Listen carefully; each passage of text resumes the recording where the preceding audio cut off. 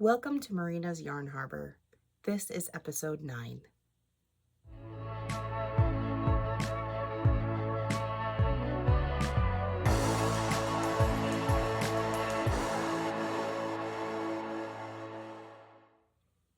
Welcome to Marina's Yarn Harbor, a podcast about knitting and yarn. My name is Marina, and I'm the maker of this podcast. I live in South Central Michigan with my husband and 2 cats, and I knit a lot. In the course of the last 3 or so months, I have knit about 56 plus items. That's not normal for me. I do knit a lot, but this has actually been in preparation for a show that I am participating in that is coming up on Saturday, like 3 days from now. The event is called It's a Craft Show. It's being hosted by Lori's Events at the American One Event Center in Jackson, Michigan. It'll be on Saturday, September 14th from 9 a.m. to 4 p.m. and I will be there selling finished objects. So, quick disclaimer before I get into this episode, which is entirely finished objects. I know that sometimes there's some controversy around selling finished objects. I have done my best to try and reach out and talk to designers who seem to have a concern about finished objects being sold. Obviously, I am not a giant corporation. I'm just me. So the amount of finished objects that I am selling is very limited. But like I said, I've done my best to try and kind of ethically reach out to them and touch base. That being said, I am only selling the finished objects. I am not selling the patterns. I am not, claiming anything as my own. So I do my utmost to make sure that on social media, as I'm preparing and advertising for the show, that I am giving due credit to the author of the garment, sending anyone back to the actual original pattern. At the Renaissance Fair, I did have some people ask me if they were my designs, and the answer was no. And then I had some people interested in purchasing the patterns and wondered if I had those. And again, I was like, no. But on every single tag that I have for my items, I have the pattern name and who it's designed by. So just wanted to throw that out there. I am only selling finished objects and giving full due credit to the designers, because the designers, I've designed a couple patterns myself, and they definitely do work really hard and deserve credit for their work. That being said too, I have also worked my buns off knitting enough things to be able to participate in this event. So without further ado, let's go ahead and talk about finished objects and what I am bringing to this event, and potentially a second fall event, depending on how Saturday goes. So let's start with fingerless gloves. So I have the first pattern that I went with was Sherwood mitts by Knowlton. They're a really fast knit and they're super cute. They're also interchangeable, so either hand can be either glove. They've got a really pretty, sorry, I'm getting used to a new camera. They've got a really pretty detailed braiding up at the top and around the cuff. There's also a lace detail that's really nice. They're really cozy. They fit nicely too, because they still give your fingers, they give your hands plenty of warmth, but still give your fingers plenty of wiggle room. I have 5 pairs of these. So I have this lovely orange pair, which I feel like is very, very on trend for fall. I have a more neutral gray pair.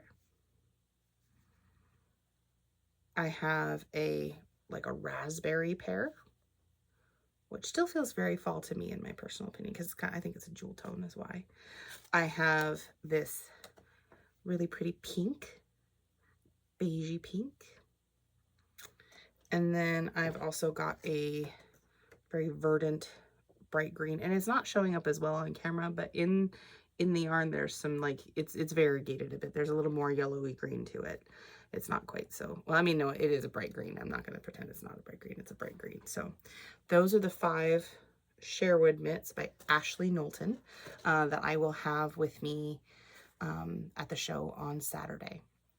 The second set of gloves, or the second type of glove, sorry, I should really talk on screen. The second type of glove that I'm bringing with are the owl gloves, and they are by, who are they by? They are by Janis Frank.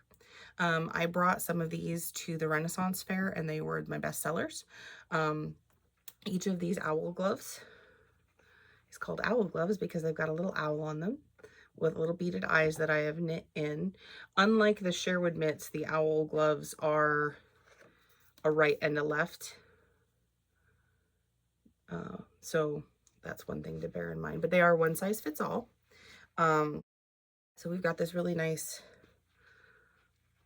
taupey beige color. We have a really pretty purple.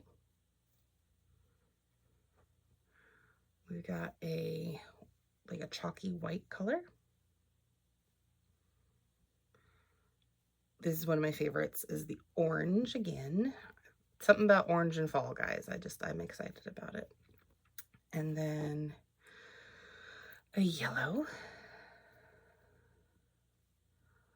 Try and get centered. I'm working with some new equipment, so apologies if I'm not fully centered. We've got a nice gray. Another nice gray. We have another brown. This one's a little bit darker. A little bit darker brown. And then we have black. One black one. Some purpley eyes.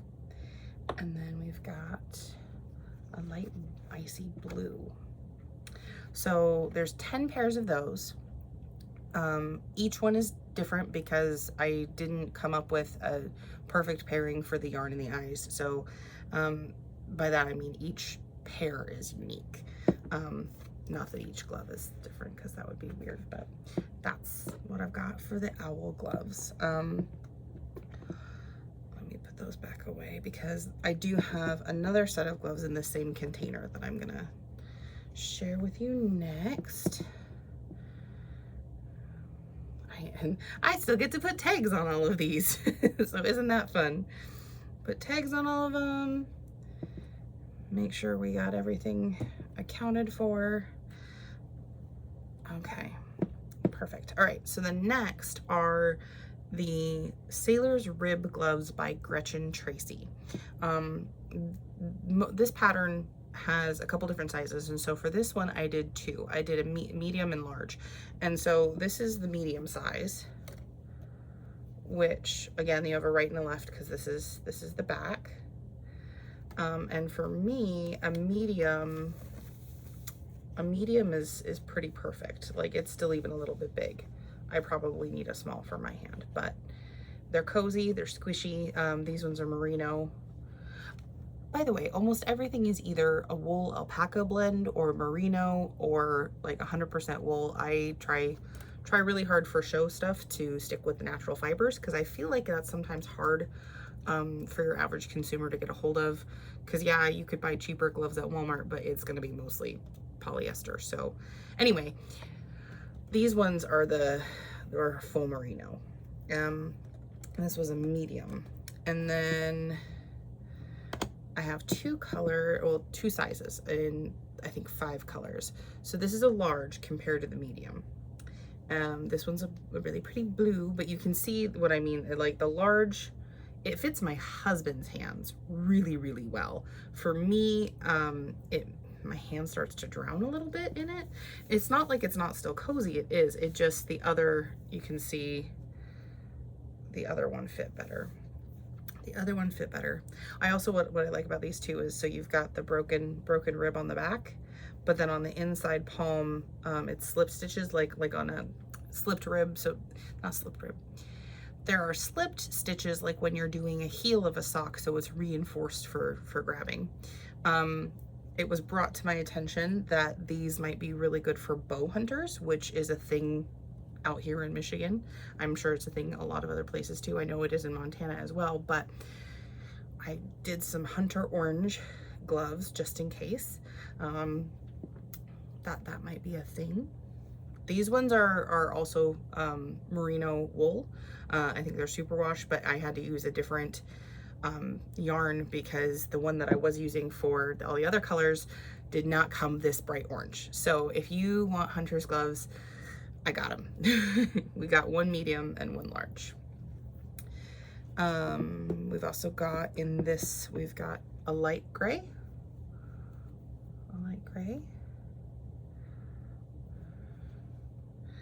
We've got, a darker gray.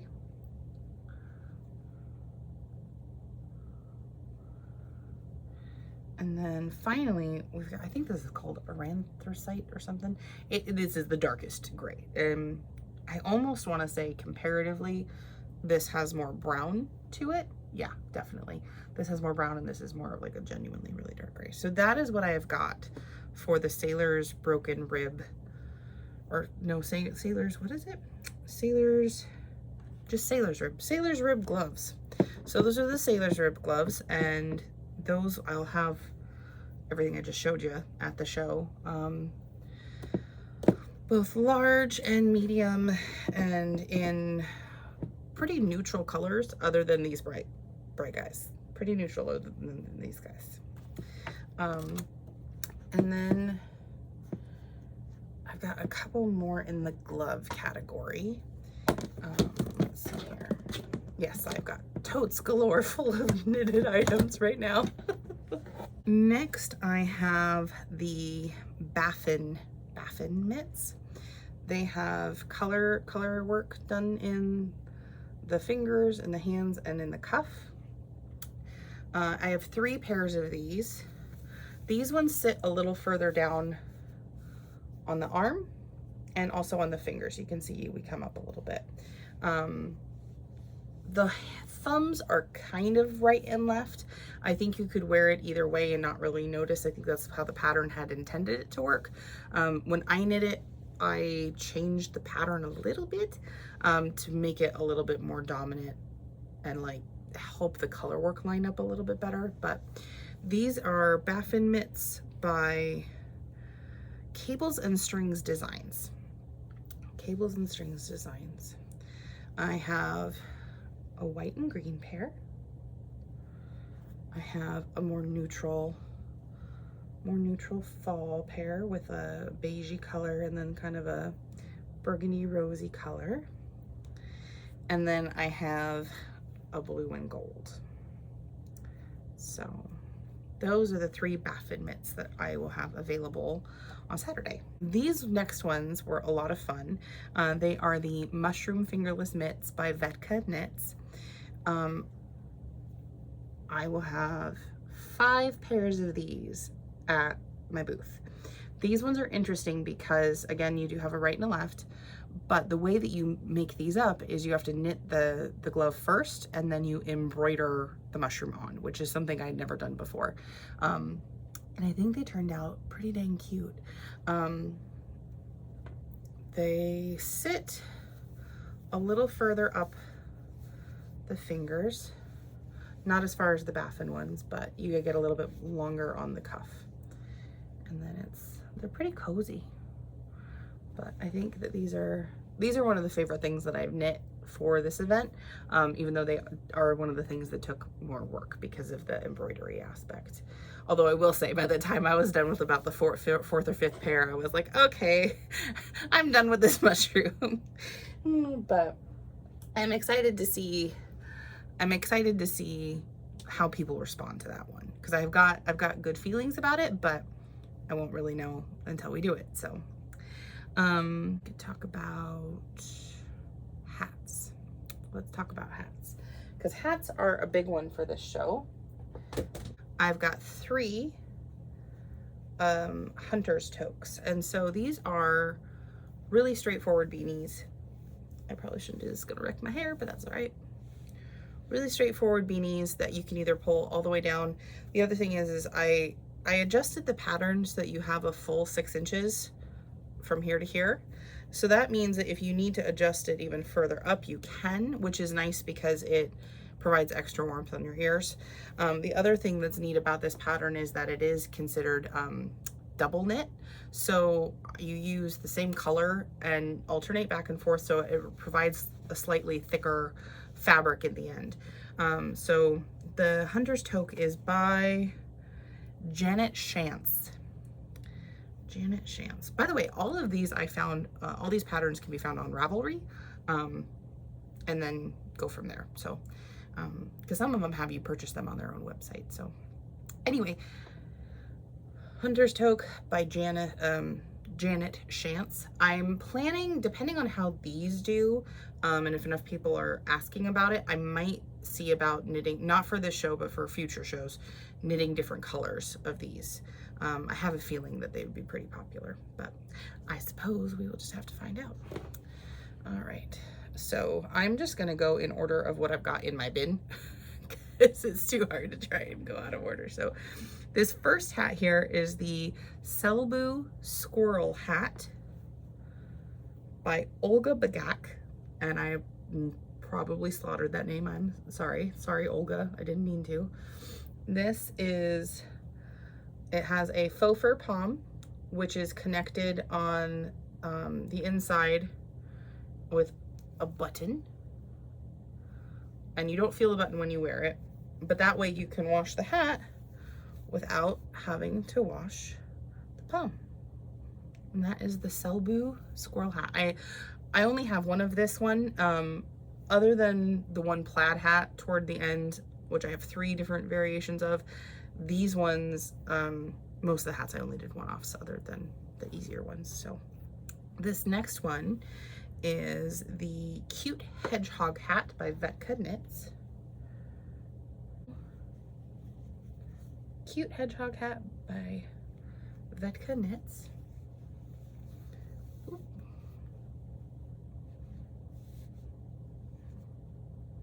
Yep. This one is also a one-off, but features a homemade pom. So all of the hats with pom-poms, I made the pom-poms using a pom-pom maker, but I also have attached them all with ribbons with buttons on the inside of the hat, so that when you need to, you can take the pom-pom off to wash the hat. So that is the cute hedgehog hat by VetkaKnits. Then, also by VetkaKnits, is the cute pistachio hat. I cheated a little on this one. The pink is supposed to be like a green pistachio color. I decided I liked pink better. And the top was supposed to end differently, but as I was reading the pattern, I didn't really like what it was doing. So I made it up and finished it how I wanted to. So this one, my hair is just gonna be all messed up. It's getting caught on my hair clip back there. Oops.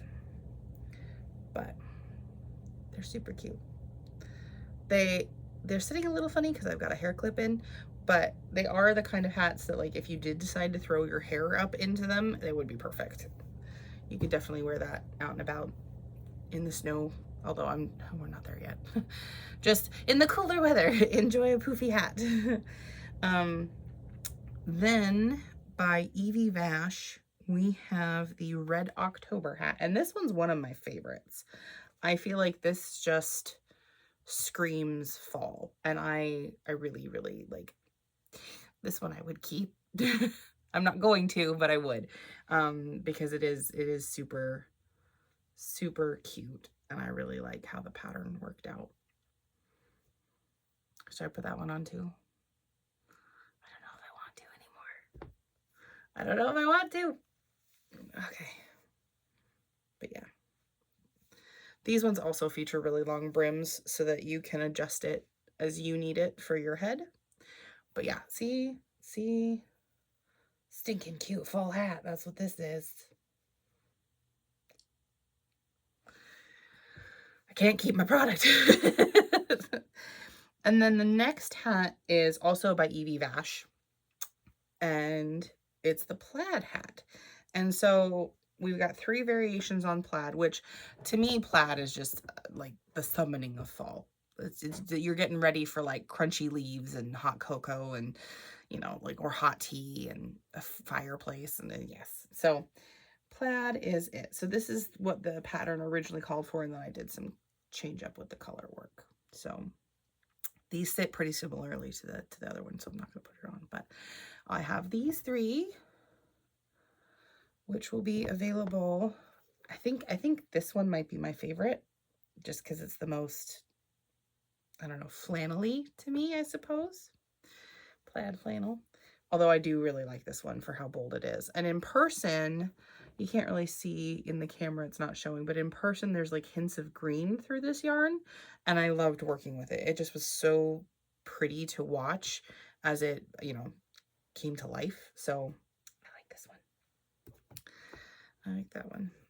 Those, I do believe, are all of the hats that I have. Again, all of them have pom-poms that either I have made or I got the faux fur one. But all of the pom-poms are detachable. So when you go to wash your hat, hand wash only, cold water, lie flat to dry. When you go to wash your hat, then you don't ruin your pom, because the pom-poms do not like getting wet. They don't really pom as much after that.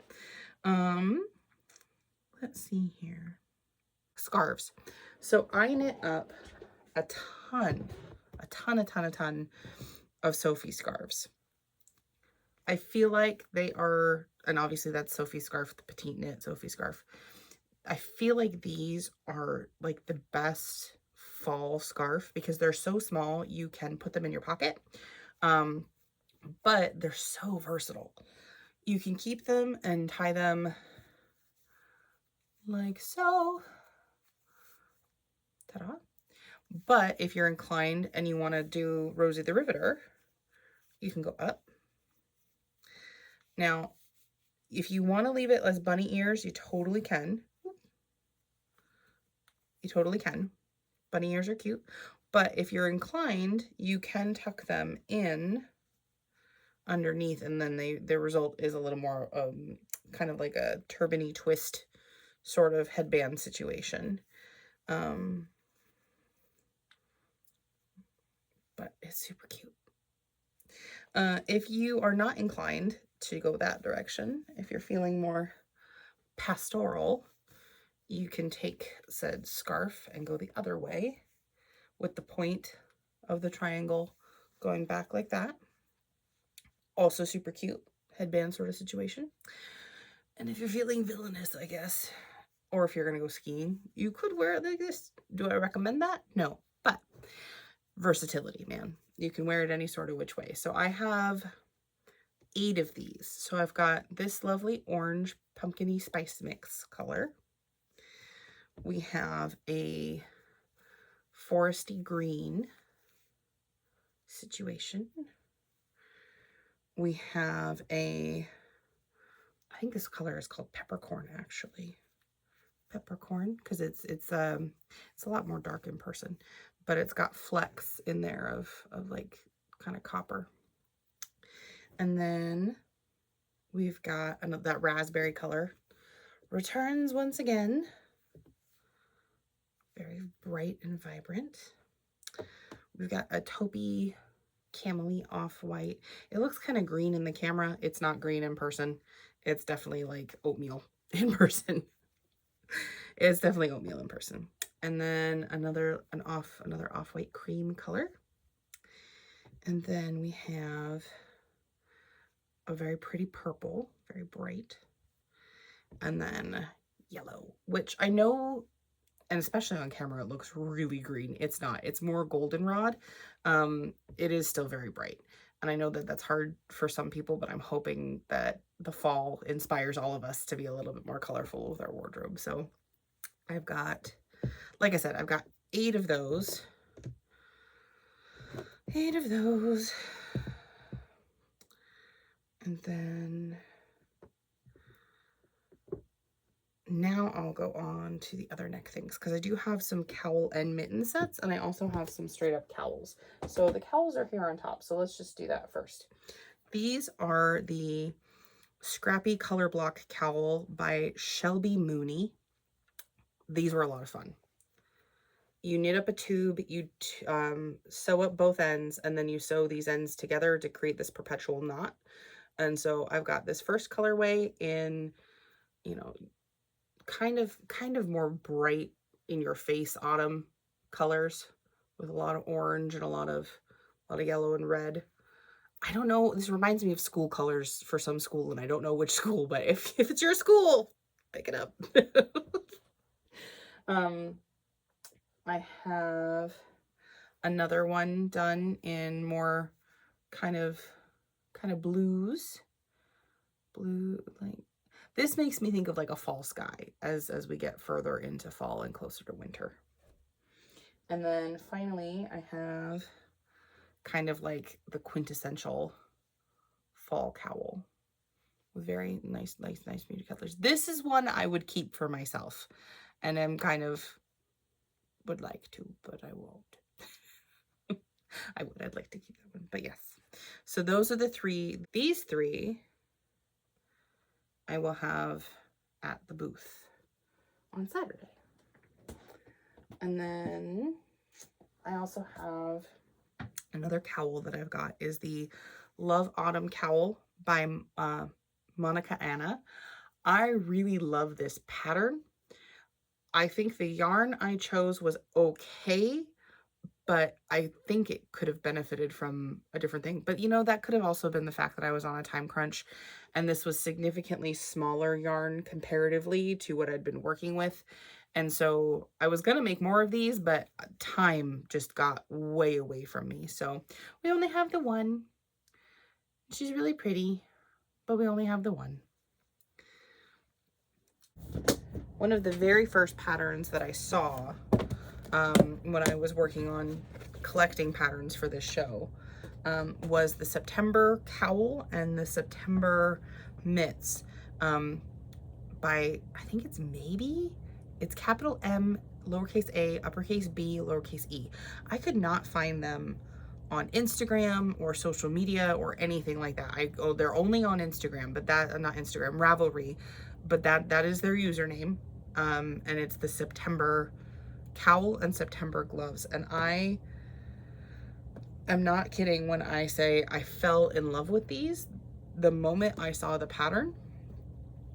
We've got some really pretty either hand color work, fingerless mitts. They fit so nicely, and then they have matching cowls. So I did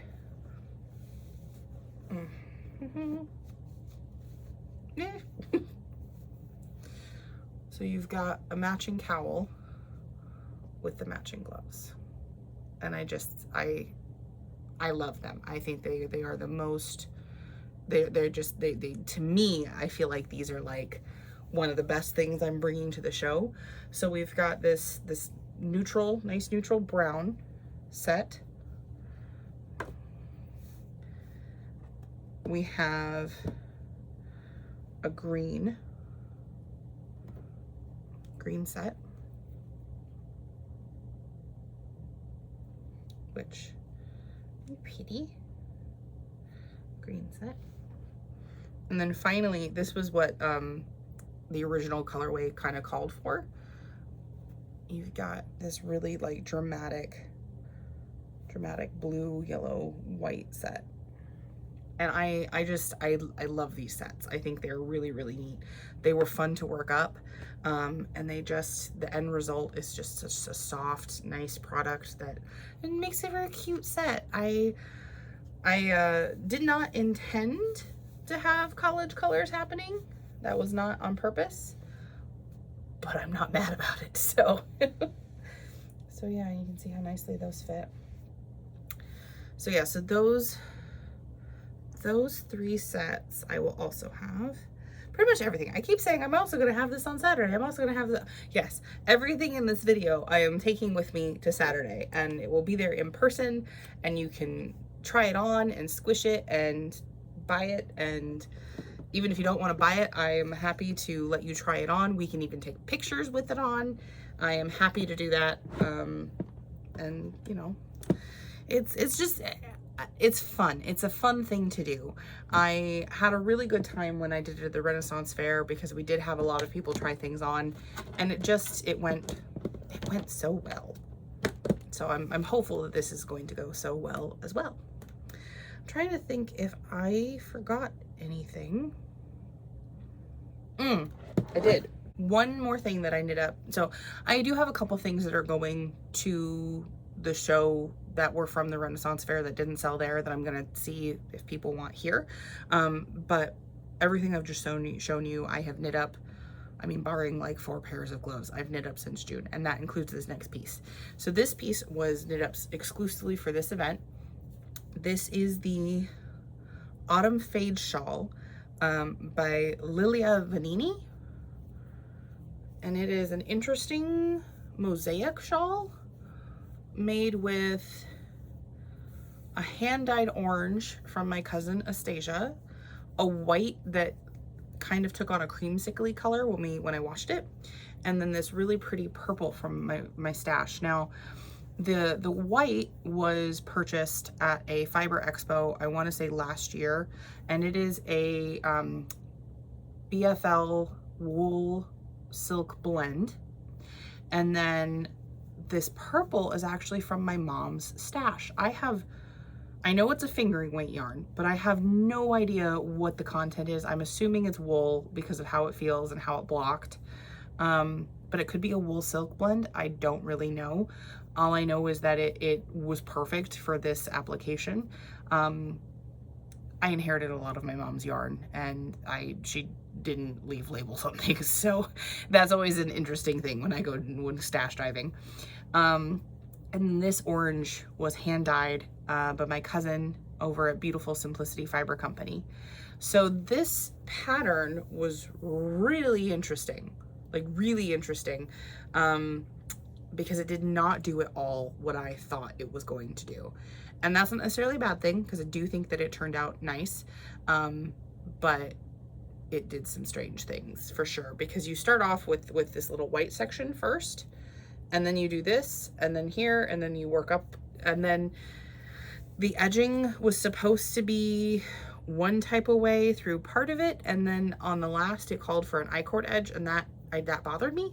So I switched it up and I created a different edging to match the edging that we had going on over here, which is a salvage edge, like a couple of stitches. So it turned out really pretty, really soft. The blocking was a little bit strange because I had to figure out what shape it was going to be. So we have kind of a trapezoidal situation happening, but come on, like, it is the best fall colors, man.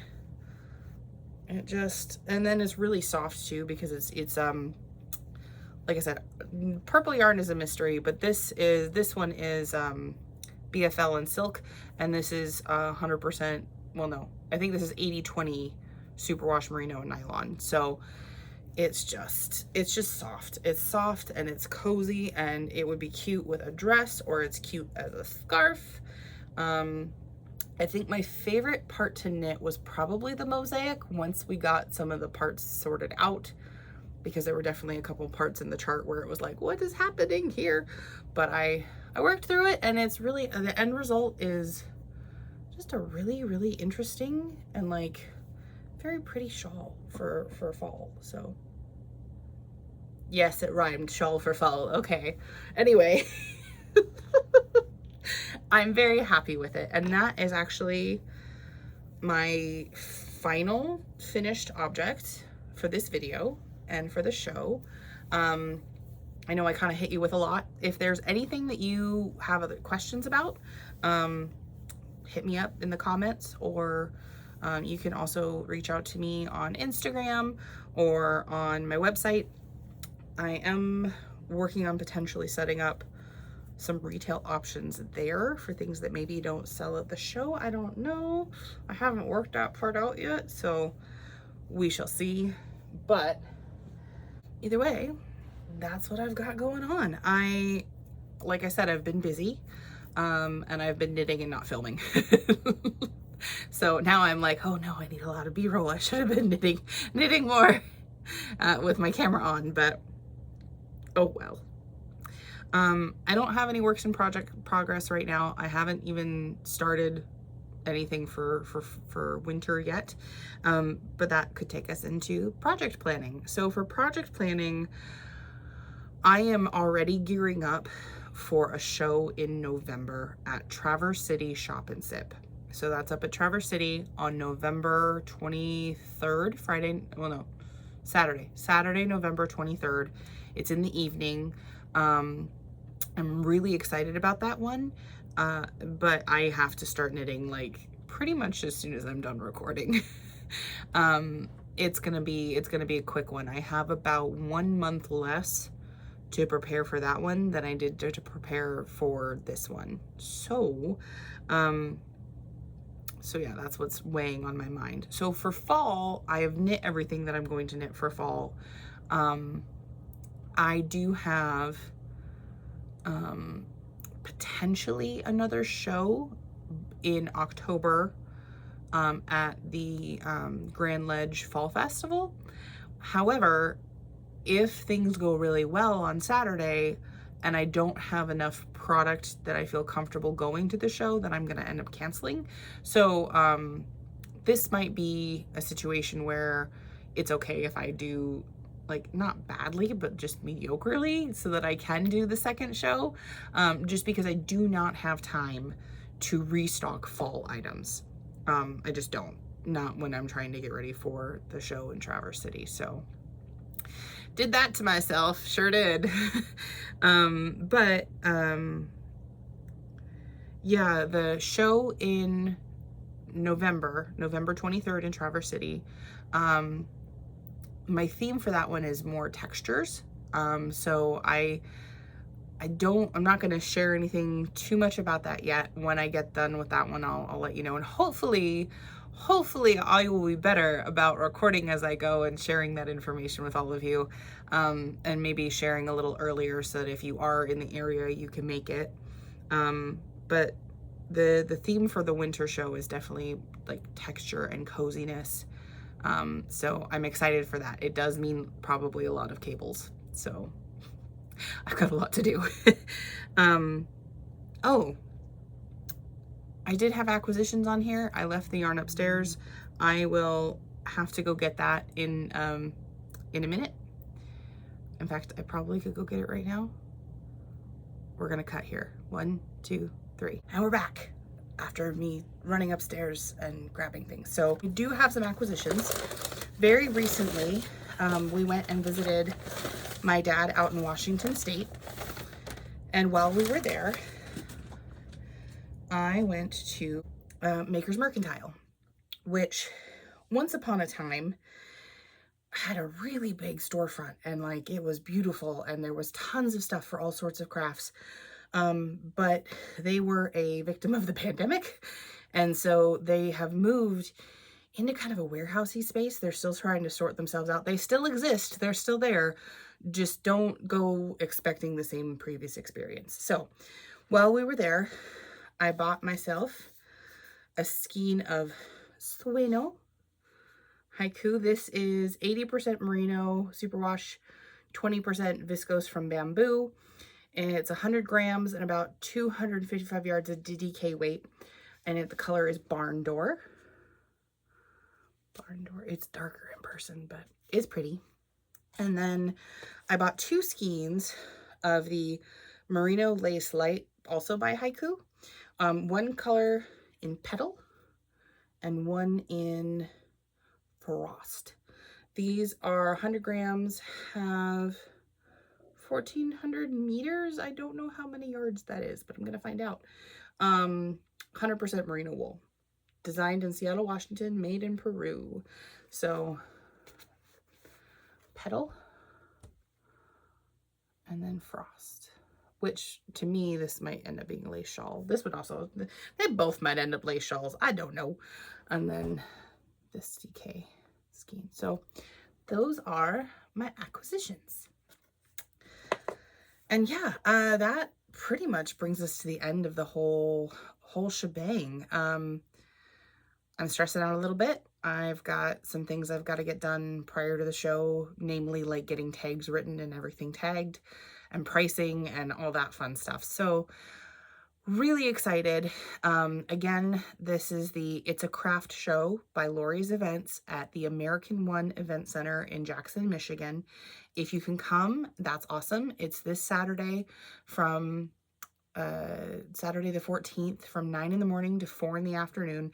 If you can't come, that's a bummer. However, I will try and get footage. I'll try and share how it went, and let you guys know how everything went. I think that it's going to be a good time. Something important to note, it is a free event. So entry is free. There's going to be a couple food trucks. I think there's also going to be like over 130 vendors. So like I'm booth 117. So I'm like, if you come in, I'm the third. Well, if you count this as the first row, I'm the third row. But so there's booths, aisleway, booths, aisleway, booths, aisleway. I'm in the middle. I'm right in the middle. Don't know who I'm next to. We're going to find out. So anyway, really excited. Glad that I finally hopped on here to share with all y'all what I've been working on for the last 3 months. Like I said, like 50, 56, 57 items in 3 months has been nuts. I have been knitting nonstop. So, and I've got more to do and to be ready for winter. So on that note, I need to go cast on. I've got a shawl I've got to do. So anyway, I hope that you all have a really lovely day. Thanks for hanging out with me, and I will catch you in the next video. Bye.